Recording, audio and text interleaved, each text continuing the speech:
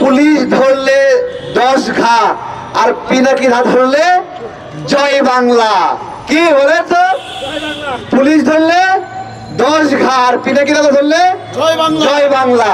এবং কাঁঠাল রানীকে জয় বাংলা করে ভারতে পাঠিয়ে দিয়েছেন। যাই হোক, পিনাকি দাদার কথা যদি বলি, আমরা আন্দোলনের ভাষা কারো না কারো কাছ থেকে তো শিখি, তাই না? আমি শিখি একজনের কাছ থেকে, আরেকটা বই থেকে, আরেকটা বই থেকে, এভাবে আমরা শিখতে থাকি। শেখ হাসিনা 2018 আগে এমন একটা রিজিম তৈরি করেছিল 14 পরে, যে মানুষ ফেসবুকে একটা লিখতেও ভয় পাইতো, কথা বললেও ভয় পাইতো। সেই সময় পিনাকি দাদাদের একটা কমিউনিটি ছিল, তারা সেই কমিউনিটি থেকে একটা নিউজের মতো একটা পোস্টার ছাপতো।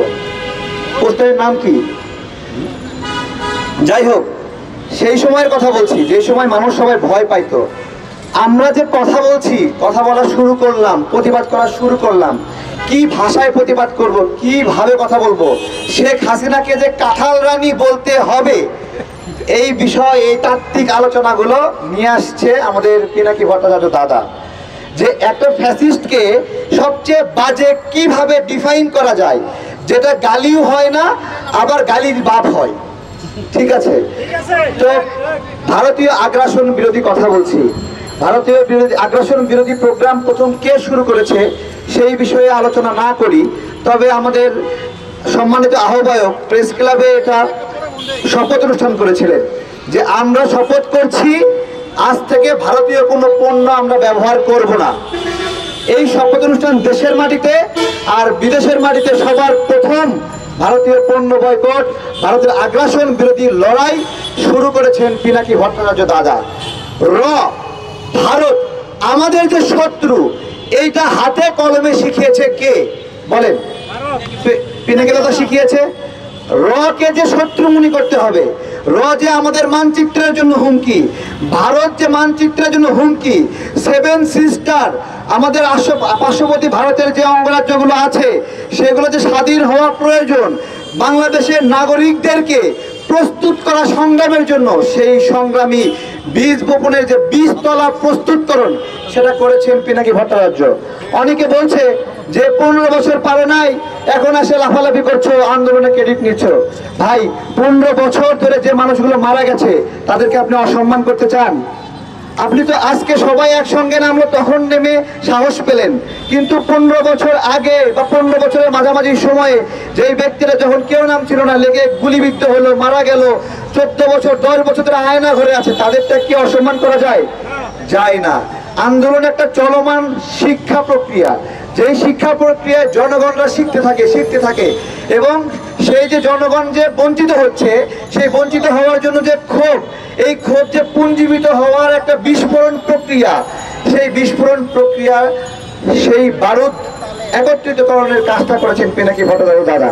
এখন দাদা পোস্ট করেছে 2 বছর পরে উনি দেশে আসবে। বাস্তবতা আমি আপনাদেরকে বলি, দাদার কাছে বাংলাদেশি পাসপোর্ট সম্ভবত এই মুহূর্তে নাই, তাহলে উনি আসবে কিভাবে? একটা কথা বলেন, তাহলে উদ্যোগ দিতে হবে কাকে? রাষ্ট্রকে।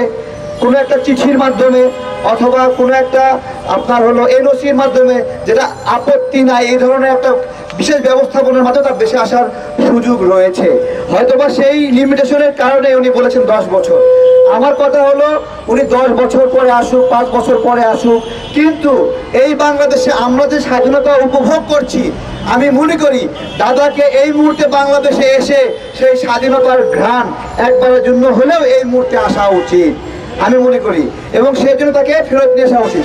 শুধু পিনাকি ভট্টাচার্য দাদা না, জ্যাকব মিল্টন ভাই নাগরিক টিভিতে নিয়মিত বক্তব্য রাখেন, অনেক গঠনমূলক গোপন তথ্যগুলো দিয়েছেন যে সজীব ওদের জয় কত টাকা লুটপাট করে বাড়িঘর করেছে, দাদা তথ্যগুলো দিয়েছেন।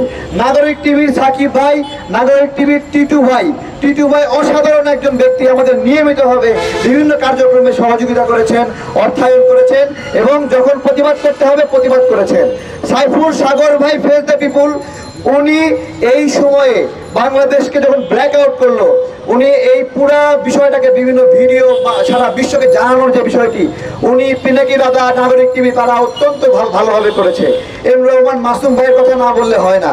আর ইলিয়াস ভাই হলো পুরান খেলোয়াড়, সেই যখন কোনো সাংবাদিক সাহস পাইতো না তখন ভোট চোরদেরকে ভোট চোরের মাঠে দাবরানি দিয়ে দিয়ে বেড়াইছেন। অর্থাৎ এই কয়টা মানুষ বাংলাদেশের জন্য একটা মানে মুখমণ্ডল ছিল। বাংলাদেশ বলতে এই কয়টা ব্যক্তিকে আমরা বুঝেছি। কোনো মিডিয়া হেল্প করে নাই, কোনো টিভি হেল্প করে নাই, হয়েছে একরকম, বানাইছে একরকম। আমি আন্দোলন করছি লাঠি হাতে জনগণকে উদ্বুদ্ধ করার জন্য যে আপনারা সবাই লাঠি আমাদের সম্বল। আমি করছি উজ্জীবিত, আমাকে বানাচ্ছে যে আমি উস্কানি দিচ্ছি। হ্যাঁ, আমি উস্কানি দিয়েছি, হাসিনা পতনের জন্য উস্কানি দিয়েছি।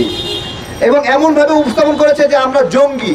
সেই সময়টাতে আমাদেরকে আবার কিভাবে আমাদের এই আন্দোলন যে একটা জঙ্গি আন্দোলন না, সহিংস আন্দোলন না, এটাকে কিভাবে গাইড করা যায় সেই কাজগুলো ওনারা করেছেন।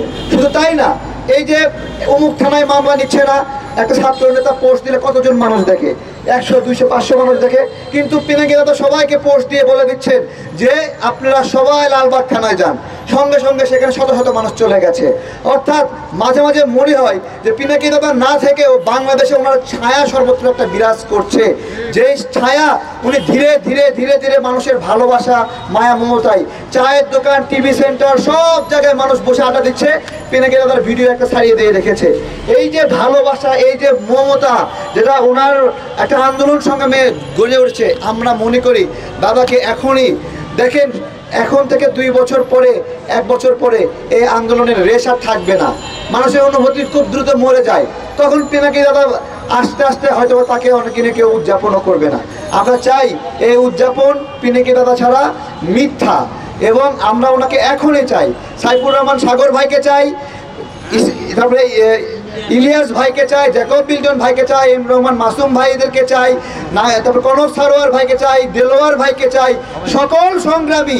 আমাদের অনেক প্রবাসী বিদেশে বসে বসে গান লিখেছেন, সুন্দর কবিতা লিখেছেন, দেশে আসতে পারেন নাই, দেশের জন্য তারা অনেকে বলে পালিয়ে গেছে। আমি একটা কথা বলি, শোনেন, এমন এমন আনরেস্ট সিচুয়েশন তৈরি করেছে, এই যে আয়না ঘরের ভিতরে এমন অত্যাচারের এমন বিষয়টা, আপনি আয়না ঘর কিছু জানেন না, কিন্তু পিনাকি দাদা আয়না ঘর জানে। ফলে তার ভিতরে যে বিভৎস চিন্তা, সেখান থেকে উনি এখান থেকে চলে গেছেন, বা আরও যারা চলে গেছেন, এটা চলে যাওয়া না, তারা গিয়ে সেখানে নতুন উদ্যমে দেশকে সংগঠিত করেছেন। সুতরাং অনেকে এটাকে অসম্মান করে পালিয়েও বলেছে যে পালিয়ে গেছে, পালিয়ে গেছে।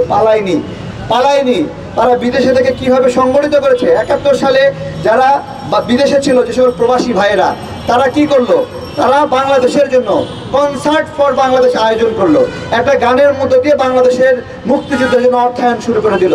এইভাবে মুক্তিযোদ্ধারা, প্রবাসীরা যুগে যুগে যখনই সংকট আসছে তখনই আমাদেরকে সাপোর্ট দিছে। এই সময়েও কতজন প্রবাসী, সম্ভবত দুবাইয়ে 60 জনের উপরে প্রবাসী, তারপরে হলো সৌদি আরবে বেশ কিছু প্রবাসী ভাই, ওমান কাতারে কিছু প্রবাসী ভাই গ্রেপ্তার হয়েছে। আমার কথা হলো, তাদের মুক্তির প্রক্রিয়া কি বলেন? আপনারা কিভাবে ভালো আছেন এই প্রবাসী ভাইদেরকে মুক্ত না করে? 13 দিনে হাজার হাজার কোটি টাকা এখানে রেমিটেন্স ঢুকালো এই 13 দিনের মধ্য দিয়ে। তাহলে এখন যদি এই যে ইউনূস সাহেবের সরকার, আমাদের সম্মানিত ব্যক্তি, আমাদের অভিভাবক, তিনি যে সরকার গঠন করেছেন, এই সরকার যদি বাঁচতে চায়, তাহলে এই সরকারকে পাঠানোর একমাত্র ক্ষমতা আছে প্রবাসীদের, আর কোনো বাপের বেটার ক্ষমতা নাই। আমি বলছি, আপনারা হাউখাউ করে লাভ নাই, হাউখাউ করে লাভ নাই। রিজার্ভ ছাড়া কেউ আসতে পারবে না, একটা ওষুধ কিনতে পারবেন না, প্রযুক্তি কিনতে পারবেন না, পণ্য কিনতে পারবেন না রিজার্ভ ছাড়া। এখন বাঁচতে পারলে প্রবাসীরাই বাঁচাতে পারবে। সেই প্রবাসীদের অসংখ্য মালয়েশিয়া প্রবাসী যেতে পারছে না, তারা আটকে আছে। প্রতারকরা, এই যে আপনার হলো ইমরান প্রবাসী প্রধানমন্ত্রী, এই ব্যক্তি আমাদের প্রবাসী ভাইদেরকে বছরের পরে বছর ঠকিয়েছে। আমরা এই সকল সমস্যার সমাধান চাই। প্রবাসীরা যারা বিপদে আছে দেশে ফিরে আসুক, যারা গ্রেপ্তার আছে মুক্ত হোক, যারা বিভিন্ন ধরনের জটিলতায় রয়েছে, আইন জটিলতায়, তারাও সেটা থেকে মুক্তি পাক। পিনাকি ভট্টাচার্য দ্রুত ফিরে আসুক, সেই